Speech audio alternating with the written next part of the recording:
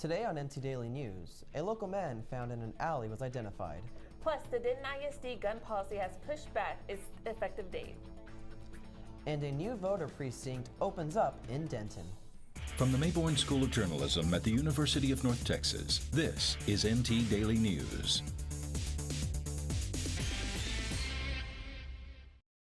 Police identified Ngok Lee Tuesday as the man who died in a Denton alley earlier this week. Thanks for joining us. I'm Raven Castillo. And I'm Dante Nunez. Lee was seen walking in the alley way behind his house on Camino Real Trail with a bloody face before being discovered. Denton police referred the case to the Denton County Public Health Department. Denton police say there are no signs of disease or traumatic injury and believe a medical issue led to the man's death. Denton County Public Health Department said that they are waiting on results from the medical examiner and there is no public health threat. Denton School Superintendent says its new gun policy won't happen right away. The superintendent told me he wants employees who are eligible to carry concealed weapons to be well trained. The Denton School Board approved policy for employees with a law enforcement background to carry a weapon on campuses September 14th. Basically, what we want to do is provide the safest and securest environment we can for our teachers and staff. And, after long discussions and lots of insight and research into it, we felt if we had people already within the district who had the capability to fall in line with the requirements and had prior experience, then they just add another level of safety and security to campuses that don't already have. The original start date for this new policy was spring, but Zavala says it may not happen that quick. And really, this isn't something that's going to be taking place right away. It's something that, again, with the requirements, with the training, I would say at the earliest it would happen will probably be sometime towards the end of the next semester, if not next year altogether. Extensive training will be required for employees to carry a weapon on school grounds, in addition to 5 years past law enforcement experience. Employees who qualify to carry will go through the same training as school resource officers. The policy only applies to a small group of employees. It affects 1 or 2 campuses because only a handful of staff members qualify. Policymakers feel confident about this decision. I'll just say this. I feel like as time goes on and we do look at could this person have a weapon on campus, I would probably feel really good about that decision because we're going to really do our homework on that. We're not going to take that decision lightly. Russell says the school district plans to do extensive research into employee backgrounds. Well, every employee has a background check that we hire. But beyond that minimum background check that you do with every employee, we check references. We're going to make phone calls about the person's character and find out who they are before we would allow them to have a weapon around our kids. Participating employees will not receive extra pay. Citizens or employees who have concealed carry licenses but are not former law enforcement officers will not be allowed to bring guns on campus. Next month's midterm elections are quickly approaching, and Denton County residents are getting ready to cast their ballots. With 27 new voting precincts created this year, some voters might be confused on where to actually vote. Kevin Bond is live at one of Denton's newest precinct voting locations. I'm here outside of Denton Wesley House Foundation, one of the new precinct's voting locations. According to Brandy Grimes, Deputy Elections Administrator for Denton County, these new precincts were created at the beginning of this year, but it's definitely not out of the norm. When voting precincts get around 5,000 registered voters, the County Election Commission creates new precincts. It usually happens every few years. Grimes says registered voters should have received voter cards with the new locations. One of these new precincts, 4045, falls between Hickory Street and Eagle Drive in the heart of UNT's campus. There are several student housing complexes within walking distance, making it an ideal voting location. Haley Feuerbacher, campus minister for Denton Wesley Foundation, says the location is ready for voters. Last year, they got in touch with us and they were wanting to do a bipartisan polling location, and so they took a tour of our facility and deemed it appropriate for their services. We could house them. We had Wi-Fi, things like that. And they wanted to create a location that was accessible to students, and really increase the number of students who are voting. Denton residents can check out votedenton.com to find out where you vote. For NT Daily, I'm Kevin Bond. So young Texan voters are showing support for candidates but not showing up at the polls. NT Daily's Alexis Trinidad explains how one organization is doing what they can to increase voting. As the deadline to register to vote draws near, organizations throughout Denton are doing what they can to increase voting awareness in millennials. One organization in particular is focusing on young voters and has set up shop at the heart of the UNT campus. The Denton League of Women Voters has been helping students with any questions they might have. The nonpartisan group noticed more and more students say social media has raised awareness on figuring out who the candidates are and what issues they stand for. I would say, though, it depends on the social media. Places like Facebook, I wouldn't say are great for it, but ones that Twitter or Instagram play better. U.S. Senate candidates Beto O'Rourke and Ted Cruz are both trending on Twitter. But registrars say the number of people who actually go vote doesn't reflect those registered or those showing support. Texas Monthly reported voters ages 18 to 23 made up a mere 6.3% of voters in Texas, and registrars say this number is not okay. I look back in the 1960s and 1970s, those of us who were in college then vote, and that means we're in our 60s and 70s now, and it's time for our young people to, let us hear their voice. I mean, do they really want those of us in our 60s and 70s to decide what happens with this country? For more information on how to vote, go to www.votedenton.com. Alexis Trinidad, NT Daily News. Registering to vote is an easy process that can be done by mail or you're at your local election office. Meanwhile, next Tuesday, October 9th, is the deadline for voter registration. The race for Texas Senator between Republican incumbent Ted Cruz and Democrat Beto O'Rourke is heating up as Election Day nears.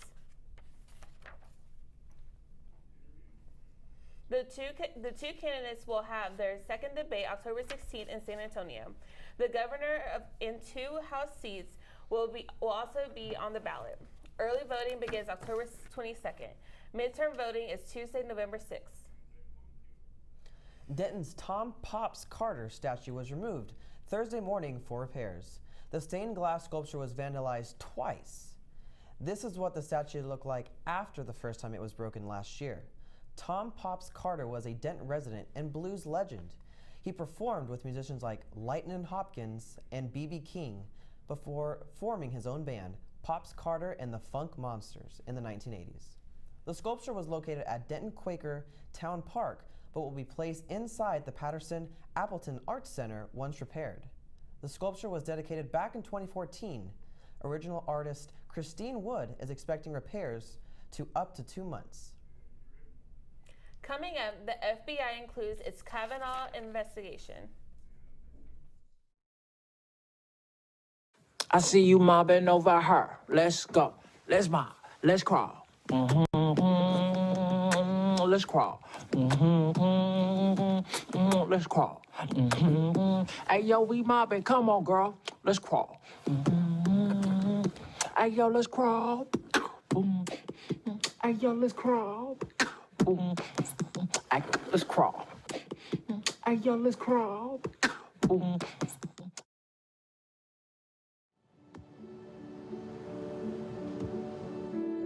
I don't remember how it started. Go to that. Our back and forth.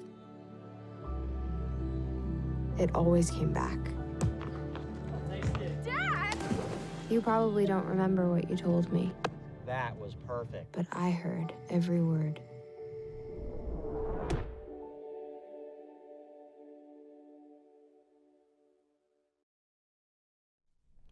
The FBI has completed its investigation on Supreme Court nominee Brett Kavanaugh. The White House is confident that Kavanaugh will get enough votes to be confirmed, but Democrats say the investigation was limited. Senator Feinstein says the investigation is incomplete, and the White House blocked the FBI from doing its job. just like they blocked access to Kavanaugh's documents. Documents have been withheld from the investigation, and there are strong calls for these documents to be made public. Republican Senator Grassley is pushing for Kavanaugh to be confirmed on Saturday. A UNT bus crashed into a light pole at the GAB building after its brakes gave out on Sunday afternoon. The bus was carrying 10 passengers at the time of the incident. No one was injured. A light pole and a fire hydrant were damaged. The caution tape has been taken down, but exposed pipes and damage are still visible. UNT says the Denton County Transportation Authority will be handling the situation. DCTA officials say insurance will likely take care of any damages. UNT students can now only have 3 outstanding parking tickets before the car gets towed. When students get their 3rd ticket, they will get a warning sticker that looks like this one. The sticker means students will have 48 hours to pay up. The policy went into effect last month. Students can visit the Transportation Services office from Monday through Friday, 7:30 a.m. to 6 p.m. Find out about the largest athletic facility campaign in UNT history up next.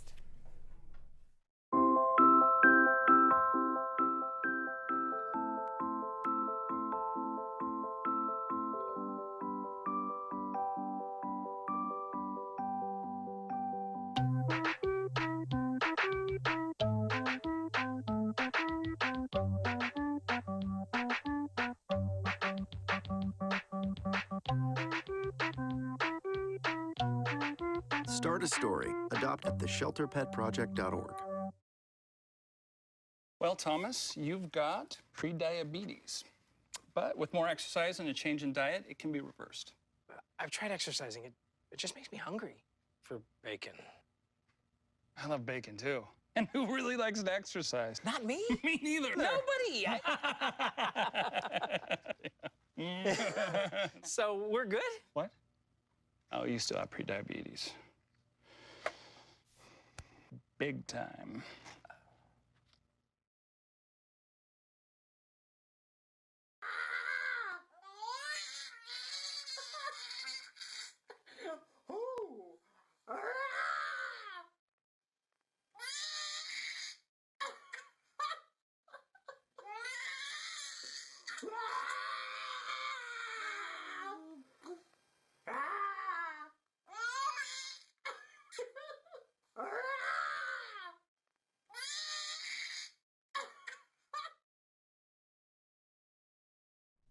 Earlier this week, UNT announced their master plan to update their athletic facilities.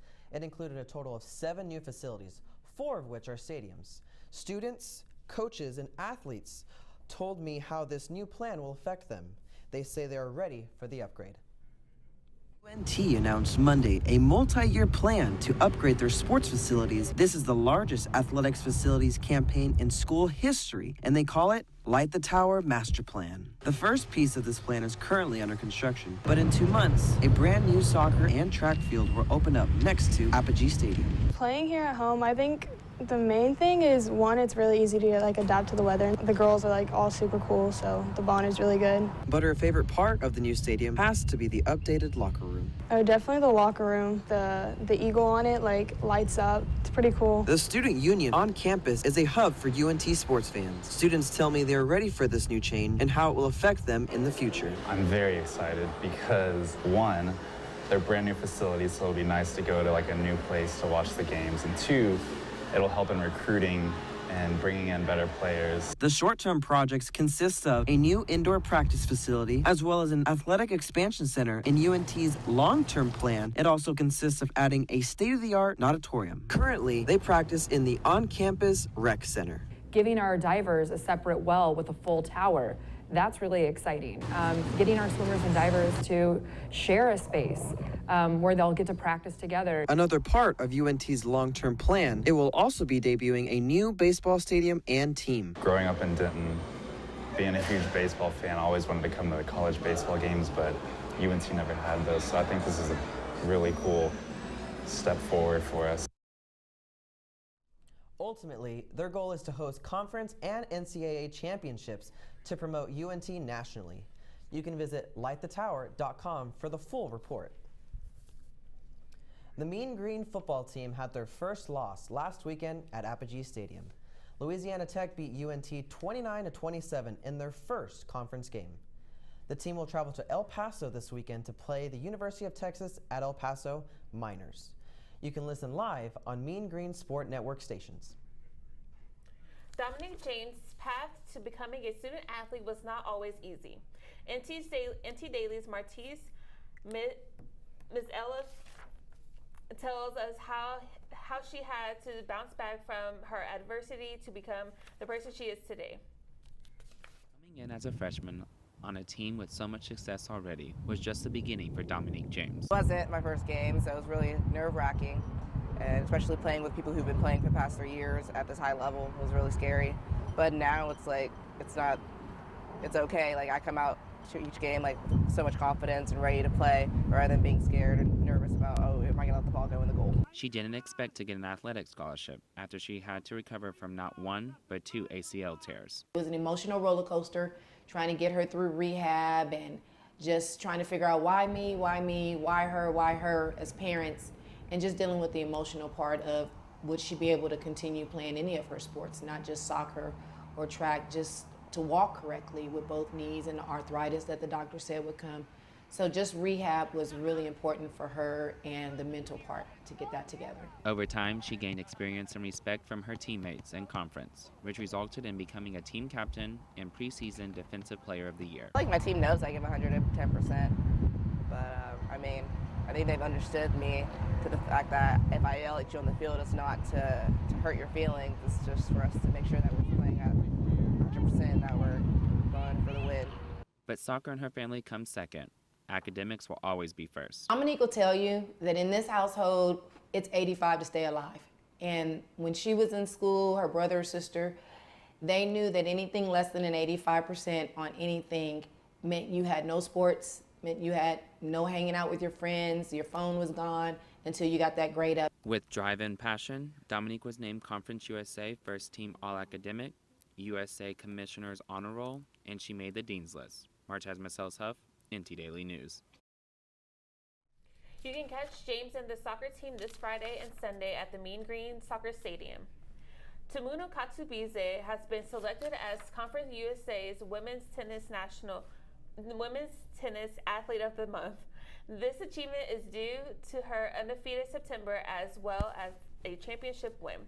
Katubize is now considered on of the best tennis players in the UNT history and is on the CUSP of breaking a most wins record. Up next, a coffee bar on wheels. 3 of them.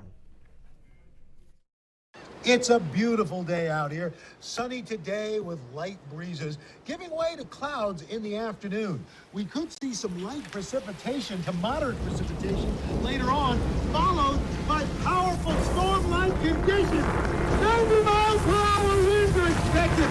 Authorities are asking everyone, stay indoors. Come on, that's it. Let's go.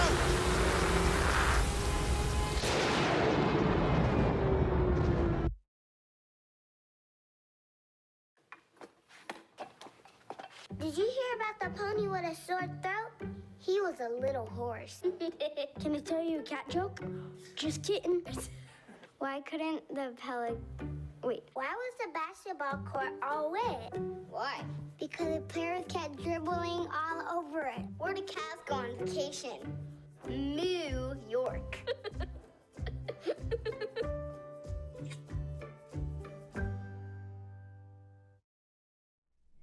UNT's own food truck, Cressini, will be rolling onto campus Wednesday, October 12th. On its first day, UNT students and staff can get lunch for free as a part of the food truck's trial run.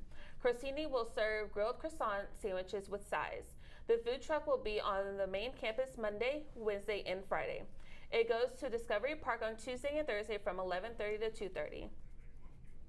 If you ever are in Fort Worth and see a coffee shop making its way towards you, you're not hallucinating. NT Daily's Benjamin Savallo is here in the studio to inform us on a new business concept that's pretty unique. A North Texas man has figured out how to bring caffeine to you with sustainability in mind. You can usually find the man known as the Pedalista Barista in downtown Fort Worth. Cyclist Stuart Reed pedals around the city looking for a place to set up his coffee shop. He has combined his passions for coffee and cycling and transformed them into a coffee shop on wheels. Reed's purpose is to show sustainability is possible without taking away from economic and societal needs. The end goal for him is to build the most sustainable coffee shop ever. Zero waste and solar panels, all that sort of stuff in a shipping container, like redoing a shipping container and having like a little garden patio or something like that, and then just have a little coffee shop out of the shipping container. So that's my current kind of dream, just another step up, showing Fort Worth that sustainable business is possible and profitable. His pedal-powered coffee trike is the first of its kind in Texas. It's completely electricity-free. He has a license to cycle and serve all over the DFW area. Benjamin Savallo, NT Daily News. Last week, the Gelato Festival came to North Texas for the first time. Michael Oliveras has all the yummy details on how the event turned out. The Gelato Festival makes its first appearance in North Texas at the Dallas Farmers Market. The Italian-style ice cream had many people waiting in lines to try a sample of gelato from chefs around the world. I saw the ad on Facebook and I tagged my friends and they wanted to come here, so I just took them here. It was thanks to Chef Michelle Brown that the festival came to Dallas.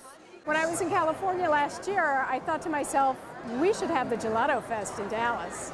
So I let the organizers know, and here we are. I put the bug in the ear, yes. 8 chefs are chosen to compete in a public vote for who is the best gelato of 2018. We decided to take part at Gelato Festival in the US as well instead of just Europe because we would like to know how American people could react to our products. As you can see there, American people do really love our products. The competition travels around the world over a course of 4 years. So we started the Gelato Festival back in Tuscany in 2009. So we go city to city. The winners from each festival then compete in a world final competition that will take place in 2021. So Gelato Festival America is a part of the Gelato Festival World Masters, which is kind of the Olympic game of this frozen dessert. So basically we have a 4 years tournament. Every year we have an American semifinal where we are gonna find the best gelato chef who's gonna compete in the worldwide final in 2021. The Gelato Festival is for the first time in Dallas, and the success is huge, so we're gonna be back next year in this location, the same dates. Diego Comparin of Pasiago Gelato won first place and will be advancing to the world competition. Yay, Gelato! In Dallas, Michael Oliveras, NT Daily News. The Gelato Festival makes its next stop in Santa Barbara, California, October 13th. That's our time for now. Thanks for joining us. We'll see you next time on NT Daily News.